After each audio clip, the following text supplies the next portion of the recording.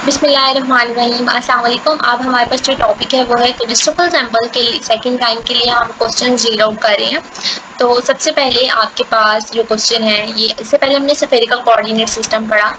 वो वीडियो आपको प्लेलिस्ट में मिल जाएंगी, आप वो क्वेश्चन जरूर देख लें, वो पेपर में जरूर आता है उससे रिलेटेड। पोलर या स्फेरिकल कुछ भी आ सकता है आपके हैंड आउट्स में से। आपके पास ये इक्वेशन गिवन है पार्शियल, ये वाली इक्वेशन आपने कहाँ से, ये वाली इक्वेशन जो कि हमने लास्ट टाइम ड्राइव की थी, ये वाली यहाँ ही है कहीं।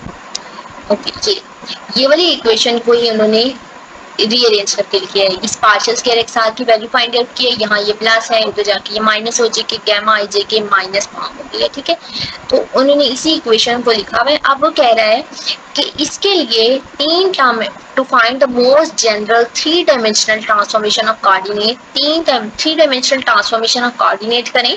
आपके पास जो थ्री डायमेंशनल कोऑर्डिनेट होगी वो किस तरह से होगी, मतलब आपने ट्रांसफॉर्म करना है, एक सिस्टम से दूसरे सिस्टम में मूव करना है। तो हम एक सिस्टम एक्स आई लेते हैं, हम कहते हैं कि एक्स आई सिस्टम जो है वो हमारे पास रेक्टेंगुलर है, और हमने एक system x tilde I system ले लिया और वो कहते हैं कि कोई और कोऑर्डिनेट सिस्टम है, स्फेरिकल, सिलेंड्रिकल या पोलर, कोई भी हो सकता है। अब हमने इसके लिए क्रिस्टोफर सैंपल्स आपके पास जो है वो गैमा 111 है।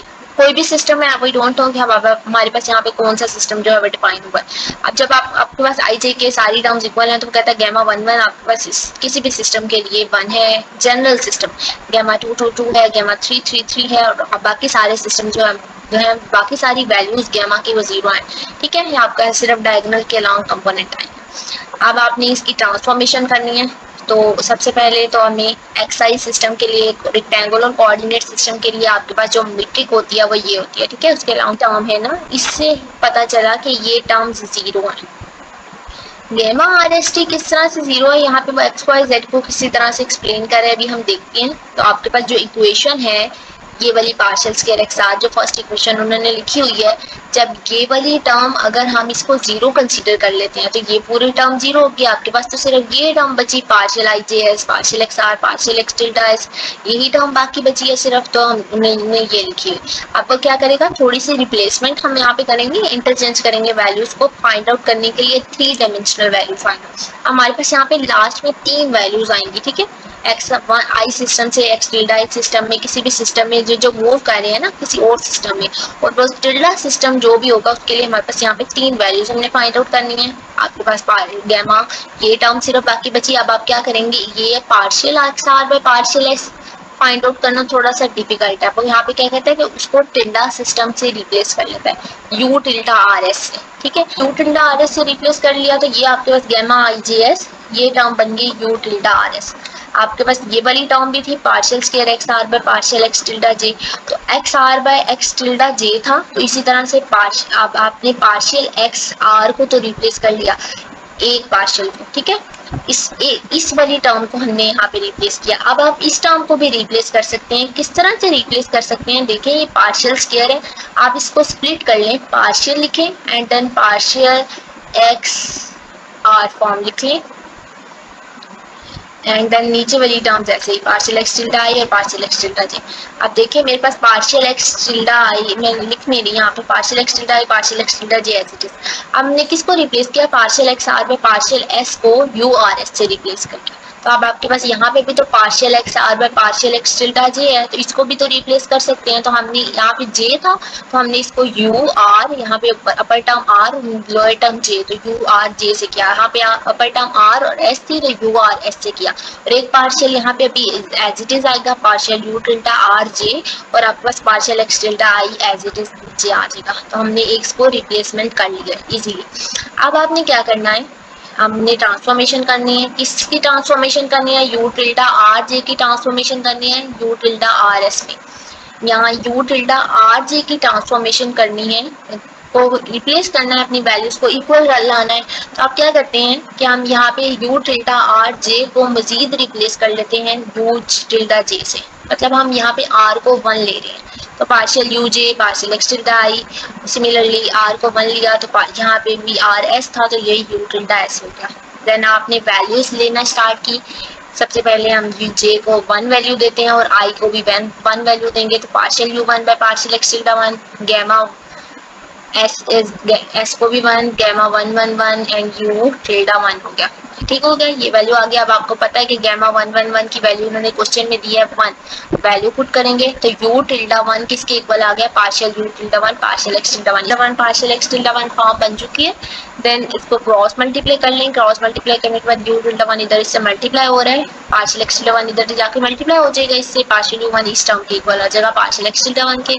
जब ये मल्टीप्लाई फॉर्म हो चुकी है तो आपने क्या करना है, यहाँ u1 मल्टीप्लाई हो रहा है, इधर आके क्या हो जाएगा, डिवाइड हो जाएगा और पार्शियल एक्स टिल्डा 1 इधर आ गया। देन पार्शियल है और पार्शियल है, दोनों तरफ इसकी इंटीग्रेशन कर लें। जब आप इसके इंटीग्रेट करेंगे तो आपके पास ऑलरेडी इस फॉर्म का डेरिवेटिव इधर पड़ा हुआ है, तो हम इसको ln ऑफ u1 लिख सकते हैं, और ये पार्शियल और ये लॉग इंटीग्रेशन और डिफरेंशिएशन एक दूसरे का इन्वर्स होते हैं, दोनों कैंसिल हो जाएंगे and then X tilde 1 plus constant of 1 आ गया।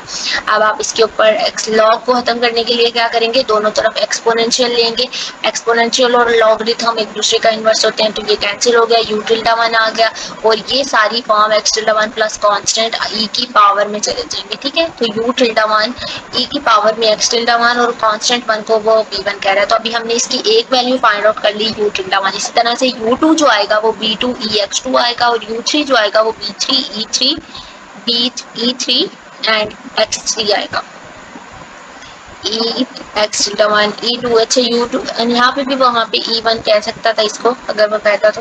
देन आपके पास ये तीनों वैल्यूज आ चुकी हैं। अब आपने सिंपल इसको फार्मूला में पुट करना है, वैल्यूज को पुट करेंगे, लेकिन आपके पास सबसे पहले u2 u3 आया, हमने वैल्यूज को रिप्लेस किया था किससे, पार्शियल एक्स आर पे पार्शियल एक्स एस को रिप्लेस किया था। अब आपके पास यू एस आ चुका है, यहाँ पे देखें यू आर जे को यू जे से इक्वल रखा था, तो अब हम क्या करते हैं कि partial x are by partial आपके पास जो फॉर्म थी पार्शियल एक्स एच, इसकी जगह एक दफा एक्स टिल्डा 1 पुट करते हैं, फिर एक्स 2 वैल्यू देंगे, फिर 3 वैल्यू देंगे, तो b1 एक्स टिल्डा 1 वैल्यू आई है, एक्स टिल्डा 1 इधर डिवाइड हो रहा है, इधर जाके मल्टीप्लाई हो जाएगा आपके पास। अगेन इसके ऊपर आप जब इसको इंटीग्रेट करेंगे x are b1 E tilde x1 है, तो यहाँ पे आपके पास कांस्टेंट टर्म कौन सी है, x2 x3 है, वो लिखिए। सिमिलरली जब आप 2 वैल्यू देंगे तो ये वाली वैल्यू आएगी b2 e x2 and pi x1 और x3 आएगा, और यहाँ पे आपके पास पाई ऑफ x, ये आपके पास x2 के लिए टर्म और ये आपके पास x3 के लिए x1 और x2 कांस्टेंट आएगा। तीनों वैल्यूज आ गए हैं, तीनों को सम कर लें, b1 e tilde x1 b2 e tilde x2 and b3 e3 tilde x3, तो यहाँ पे उन्होंने इसकी टर्म लिख ली है। ठीक हो गया, एंड देन आपके पास एक कांस्टेंट टर्म भी आएगी यहाँ आपके पास, अगर आप r4 टर्म भी उसको देते हैं तो आपके पास इसका आंसर आ जाएगा। इसके बाद आपके पास ये क्वेश्चन है कि अगर आपके पास अगर एक्स टिल्डा 1 जो है वो इस टर्म के इक्वल है और एक्स टिल्डा 2 इस टर्म के इक्वल है और एक्स टिल्डा 3 इस टर्म के इक्वल है, तो आपने अगर आपको पता है कि जो गैमा आई जे के हैं वो गैमा टिल्डा आई जे के हैं वो सारे जीरो हैं, तो आपने गैमा आई जे के फाइंड आउट करने हैं। और जो गैमा आई जे के का है ना उसने फार्मूला बता दिया आपको, ये फार्मूला है, आप सिंपल वैल्यूज पुट करेंगे, पहले सबसे पहले तो partial x are by partial जो भी ये टर्म्स हैं ये फाइंड आउट करेंगे, उसमें पुट करेंगे, आपके पास इजीली आंसर आ जाएगा। तो देख लेते हैं गैमा आई जे के आपके पास इस टर्म के इक्वल है। जब आपने आपके पास क्या क्या गिवन है x1 x2 x3, मतलब हम 1 2 3 वैल्यू देंगे, हम इसको 1 वैल्यू देते हैं, मतलब आप इस टिल्डा का derivative with respect to x1 लें, फिर इसका डेरिवेटिव x2, इसका डेरिवेटिव x3 लें, तो हम partial x tilde 1 bye x1 ले लेते हैं। जब आप x1 की रिस्पेक्ट से इसका डेरिवेटिव लेंगे तो इस ये टर्म आगे बाकी सारी तो जीरो हो जाएंगी, x1 ये x2 है ये x3 ये दोनों जीरो हो गई, और x1 की रिस्पेक्ट से ले रहे हैं तो अगेन आप अपर का डेरिवेटिव लेंगे partial by partial d1 x1 का, तो आपके पास क्या टर्म आएगी d1 आएगा, तो आप इसको उसने 5 x1 का नाम दे दिया। सिमिलरली आप अब देखिए हमें क्या चाहिए था partial x are by J partial K, अभी हमने x1 फाइंड आउट किया सिर्फ, ठीक है। अब हम इसके अलावा ये वाली टर्म भी फाइंड आउट करना चाहते हैं, तो हम इस पार्शियल एक्स टिल्डा 1 का डेरिवेटिव इस वाली टर्म के ऊपर अगेन x2 से रिस्पेक्ट से डेरिवेटिव ले लेते हैं। जब इसके अंदर तो कोई x2 वाली टर्म नहीं है, इधर x1 है तो आपका इसका डेरिवेटिव x2 के रिस्पेक्ट से जीरो हो जाएगा। फिर अगेन इस टर्म का derivative with respect to x3 ले लेते हैं, तब भी ये टर्म जीरो हो जाएगी, कोई भी x3 वाली टर्म नहीं है। अब आप एक्स टिल्डा 1 आपने सबसे पहले लिया पार्शियल, आपके पास x1 और x2 के रिस्पेक्ट से जो आंसर आया जीरो आया, x1 और x3 का भी आंसर जीरो आया। इसी तरह से हम x टिल्डा 2 का derivative with respect to x2 लेंगे और इसके ऊपर x1 और x3 इनका अगेन डेरिवेटिव लेंगे और आपके पास उसका आंसर आएगा।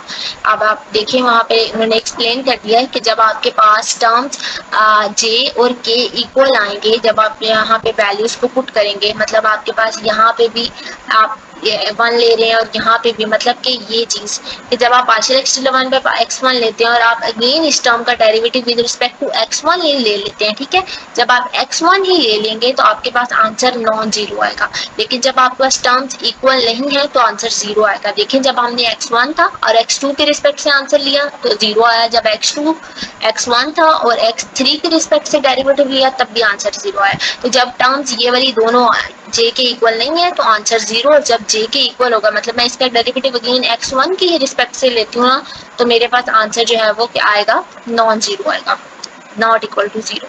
तो इससे हमें पता चल गया जो अगर हमारे पास ये जे के इक्वल है तो आपके पास आंसर नॉन जीरो आएगा। तो हम इस partial x are, partial x j, partial x i, इसके ऊपर simple partial x again j apply करते हैं तो आपके पास यही वाली फॉर्म जो है वो बन के आ जाएगी, partial square R X I are.